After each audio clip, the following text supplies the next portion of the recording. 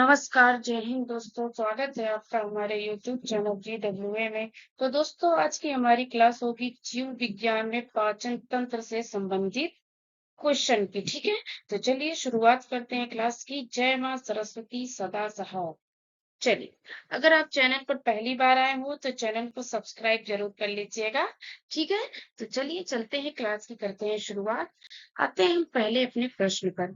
प्रश्न हमारा है कि आंत में मौजूद सूक्ष्म गट फ्लोरा द्वारा कौन से विटामिन का उत्पादन किया जाता है। प्रश्न है, फिर से पढ़ेंगे कि आंत में मौजूद सूक्ष्म गट फ्लोरा द्वारा कौन से विटामिन का उत्पादन किया जाता है।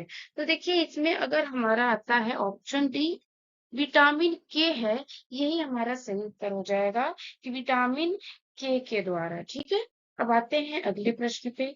छोटी आंत का उंगली की तरह का छोटा हिस्सा जो पोषक तत्वों को सोख लेता है, उसे हम क्या कहते हैं। प्रश्न को हम बहुत अच्छे से इत्मीनान से पढ़ेंगे, उसके बाद हम ऑप्शन देखेंगे, फिर उत्तर देंगे। ठीक है, तो छोटी आंत का उंगली की तरह का छोटा हिस्सा जो पोषक तत्वों को सोख लेता है, उसे क्या कहते हैं। तो हमारा देखिए ऑप्शन बी गीली है, यही सही उत्तर हो जाएगा। गीली हमारा सही उत्तर हो जाएगा। अब बात करेंगे हम अगले प्रश्न की। विज्ञान के निम्नलिखित शाखाओं में से कौन सी आंत के अंगों के अध्ययन से संबंधित है। आंत के अंगों के अध्ययन से संबंधित विज्ञान की कौन सी शाखा है।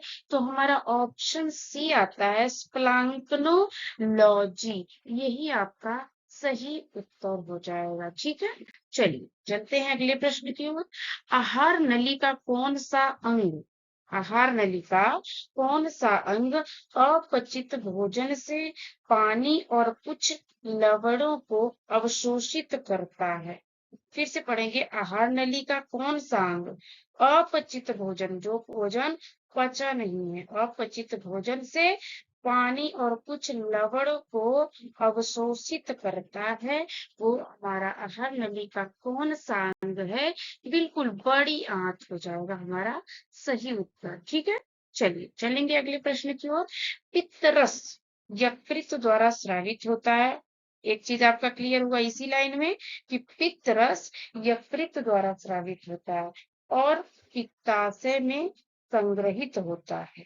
ठीक है, ये दो चीजें आपकी क्लियर हो रही है। और ये दोनों जो लाइन है ना, आपका बहुत इंपॉर्टेंट है, क्योंकि ऐसे एकदम पूछता है। ये बहुत फेमस क्वेश्चन एक तरह से कि पित्तरस कहाँ से स्रावित होता है। भैया यकृत से होता है। पित्तरस कहाँ संग्रहित होता है, पित्ताशय में। इसमें बड़ा कंफ्यूजन सबको होता है, लेकिन आपको कंफ्यूजन नहीं करना है, आपको यहीं पे क्लियर करना है सब कुछ। ठीक, तो पित्तरस यकृत द्वारा स्रावित होता है और पित्ताशय में संग्रहित होता है, जो मुख्य रूप से किसके टूटने में मदद करता है। जब इसकी बात हम करेंगे तो यह जो है वसा के। ठीक है, क्या आएगा आपका उत्तर, वसा एकदम सही हो जाएगा। बात करेंगे हम अगले प्रश्न की। जब आहार नली, ये देखिए आपका थोड़ा सा यहाँ पे मिस्टेक हो गया है, नाली हो गया है, इसके लिए माफी चाहेंगे। आहार नली का कौन सा भाग बलगम और हाइड्रोक्लोरिक एसिड को स्रावित करता है। ठीक है, फिर से पढ़ेंगे, आहार नली का कौन सा भाग बलगम और हाइड्रोक्लोरिक एसिड को स्रावित करता है। तो यहाँ पर आता है हमारा ऑप्शन डी, आमाशय ही है। आमाशय ही आहार नली का ऐसा भाग है जो बलगम और हाइड्रोक्लोरिक एसिड को स्रावित करता है। ठीक है, अब बात करेंगे हम अगले प्रश्न की। पित्तरस को किस थैली में संग्रहित किया जाता है। तो देखिए, पित्तरस को पित्ताशय में संग्रहित किया जाता है। कहाँ, पित्ताशय थैली में। अब बात करेंगे अगले प्रश्न की। निम्नलिखित में से कौन सा प्रोटीन पाचक एंजाइम छोटी आंत में स्रावित होता है। फिर से देखिए प्रश्न को पढ़ेंगे। निम्नलिखित में से कौन सा प्रोटीन पाचक एंजाइम छोटी आंत में स्रावित होता है? तो ये ऑप्शन अगर आप देखेंगे, ऑप्शन डी आता है ट्रिप्सिन। यही आपका सही उत्तर हो जाता है। ठीक है, अगले प्रश्न की ओर चलेंगे। मानव शरीर में भोजन एक लंबी नली से गुजरता है, जो कहाँ से शुरू होता है? कहाँ से शुरू होता है? बिल्कुल, ऑप्शन बी मुख गुहा से भोजन जो है शुरू होता है। चलिए अगले प्रश्न पे आएंगे।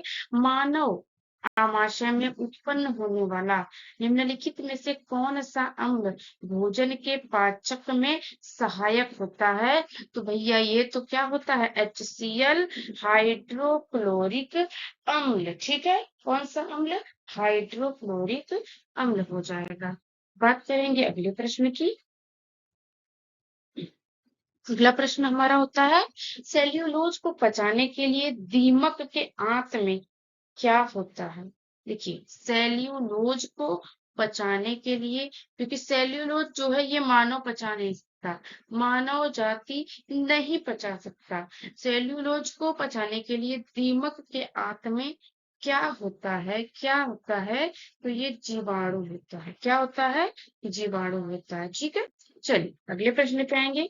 पोषण नाल के किस भाग में भोजन का अंतिम पाचन होता है? फिर से देखिए, पोषण नाल के किस भाग में भोजन का अंतिम पाचन होता है? तो ये होता है छोटी आंत में। ठीक है, छोटी आंत में अंतिम पाचन होता है। अब बात करेंगे अगले प्रश्न की। आहार नली की सबसे बाहरी परत क्या कहलाती है? आहार नली की सबसे बाहरी परत सिरोसा कहलाती है। ऑप्शन ए सिरोसा कहलाती है। ठीक है, अगले प्रश्न की ओर चलेंगे। कौन सा अंग पचित भोजन में विषैले पदार्थ का अवशोषण करता है? क्या हो जाएगा कि कौन सा अंग पचित भोजन में विषैले पदार्थ का अवशोषण करता है? तो ये ऑप्शन डी लीवर आपका एकदम सही उत्तर हो जाता है।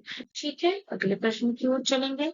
ऊर्जा देने से पूर्व मानव शरीर में निम्न में से कौन सा ग्लूकोज में परिवर्तित होता है? तो भैया ग्लूकोज में परिवर्तित कौन होता है? कार्बोहाइड्रेट।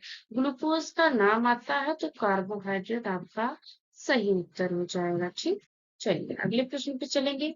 एक वयस्क मनुष्य में कितने भेदक कैनाइन दांत होते हैं? तो कैनाइन दांत की संख्या होती है ऑप्शन सी 4। ठीक है, चलिए अगले प्रश्न की ओर चलेंगे।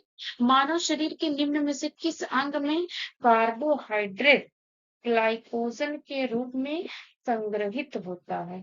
तो कार्बोहाइड्रेट ग्लाइकोजन के रूप में यकृत में संग्रहित होता है। कहाँ पर? ऑप्शन सी यकृत में संग्रहित होता है। ठीक है, चलिए अगले प्रश्न पे आएंगे।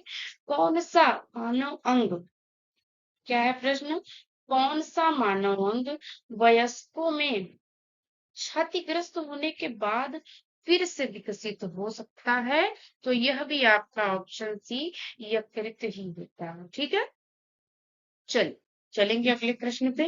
मानव शरीर में पाचन तंत्र का सबसे लंबा हिस्सा कौन सा है? देखिए, मानव शरीर में पाचन तंत्र का सबसे लंबा हिस्सा कौन सा है?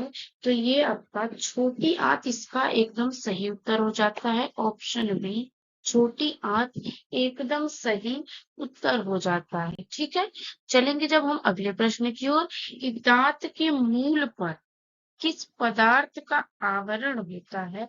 जब इसकी बात करेंगे तो आप जब ऑप्शन में देखेंगे कि दंत वल्क, दंत वज्र और दंत धातु, जब ये आता है ऑप्शन में तो आपको क्या लगाना है? दंत वज्र आपको सही उत्तर लगाना है। ठीक है, चलिए अगले प्रश्न पे आएंगे। जब निम्नलिखित में से कौन सा पाचन तंत्र के स्वास्थ्य के लिए आवश्यक हमारे आहार का अपचनीय भाग है? तो देखिए, अगर वसा की बात करेंगे तो ये जरूर पच जाएगा। कार्बोहाइड्रेट तो भैया वो तो कहना ही नहीं है, प्रोटीन भी, लेकिन ये रुफेज, ये नया नया शब्द क्या नजर आ रहा है? यही आपका सही उत्तर हो जाएगा। ठीक है, बात करेंगे अगले प्रश्न की। मनुष्य के मुख गुहा में निम्न में से किसका पाचन प्रारंभ होता है? तो मुख गुहा में कार्बोहाइड्रेट, देखिए जो आपका पाचन की शुरुआत मुख से ही होता है और अंतिम उसका छोटी आंत में, पाचन का अंतिम रूप छोटी आंत लेता है, ठीक है। और प्रारंभ कहाँ से होता है? मुख से होता है। और मुख में सबसे पहले किस चीज का पाचन होता है? कार्बोहाइड्रेट का होता है, ठीक है। चलिए अब बात करेंगे हम अगले प्रश्न की। यकृत एवं मांसपेशियों में ऊर्जा जमा होती है। यकृत एवं मांसपेशियों में ऊर्जा जमा होती है ग्लाइकोजन के रूप में। इसके ग्लाइकोजन के रूप में, ठीक है। चलिए अगला प्रश्न हमारा है कि पित्ताशय में उपस्थित पत्थर निम्नलिखित में से किसका पाचन प्रभावित करता है? तो इसका देखिए उत्तर हो जाएगा वसा का, ठीक है।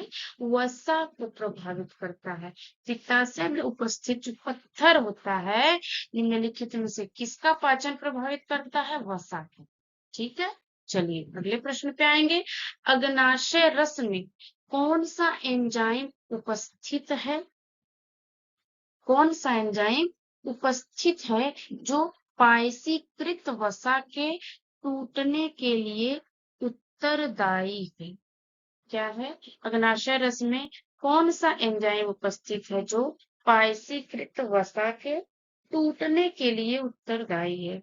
तो देखिए इसका उत्तर हो जाएगा आपका लाइपेज, ठीक है। लाइपेज आपका सही उत्तर हो जाएगा। तो दोस्तों अब आपकी क्लास होती है यहीं पे समाप्त। आशा करते हैं आपको क्लास बहुत पसंद आई होगी और पाचन तंत्र से संबंधित जितने भी इम्पोर्टेंट क्वेश्चन बनते हैं परीक्षाओं में, वो सारे क्वेश्चन आपके इस क्लास में एकदम हमने रख दिया है। और अब आपका काम है कि इसे देखें, पढ़ें, समझें और आपको याद हो जाए, ठीक है। तो दोस्तों अगर क्लास पसंद आई हो तो लाइक का बटन जरूर दबाएंगे और चैनल पर पहली बार आए हो तो चैनल को सब्सक्राइब तो कर ही लेंगे, ठीक है। चलिए मिलते हैं अगली क्लास में। अब तक के लिए थैंक यू।